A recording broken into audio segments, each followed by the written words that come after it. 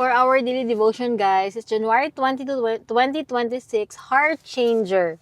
Ayan, babasahin ko muna to, and then isi-share ko sa screen, and then mag-share ako sa inyo. Pero guys, share ko muna yung verse, and I will give you a new heart, and I will put a new spirit in you. I will take out your stony, stubborn heart and give you a tender, responsive heart. Ezekiel 36:26.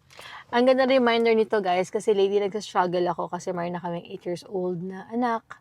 So minsan iniisip ko parang hindi na ako enough, or enough ba ako, or parang mali ba ako, ba't ganito yung anak ko minsan na aminado naman ako na busy ako kapag hapon na kasi nagla-live ako, nag-online selling kasi ako, 'di ba? Or online seller ako.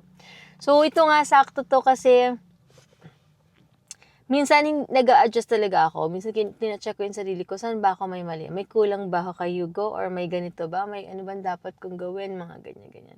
Pero tama nga yung story dito na only God lang can change, or si God lang talaga makapag-change ng heart natin. Wala nang iba. Kasi marami rin akong bagay na ugali ko before na nagugulat na lang ako, pasalamat ako. Yung heart ko na kay Lord na, or na bago na ni Lord kahit papano. Kasi kung hindi, ewan ko na lang kung anong reaction gagawin ko, anong desisyon yung gagawin ko, ano pa yung magawa ko. So, tama nga naman na yung tayo nga nagkakamali, what more yung mga bata natin, yung mga bata or yung mga anak natin, di ba? So, kailangan lang talaga ng sa learning process din talaga everything As in, hindi mo siya pwedeng madaliin, hindi siya overnight. Minsan kapag nakikita na ni God na nagbabago ka na, may ibibigay siyang pagsubok sa'yo na talagang mahihit ka na parang, oh my gosh, nagbabago na nga ako, Lord. Pero kung kailangan ko tong pagdaanan, sige lang. Parang ganun Minsan may iba talaga yung mindset mo kapag nag-decide ka, at kaya yung mga ibang tao, hindi ka maintindihan, unti-unti silang nawawala sa'yo. Especially yung mga taong nagpapadala pa sa mundong to.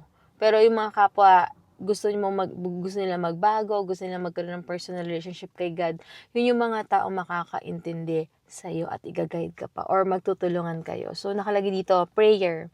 Lord, I know I can neither change anybody's heart, nor my own, but you can. Turn this story heart to a responsive one. I trust that you will do the work only you can do. Faith step. Yun nga, gawin nyo rin to, guys, Write a personal prayer for each of your children and place it where they can see it. While they sleep, lay your hands on their head, pray and declare God's clear direction in their lives. Pray that they will pursue God's presence more than anything. Yan yung sabi ko rin kay Hugo na talagang minsan hindi niya pa naiintindihan.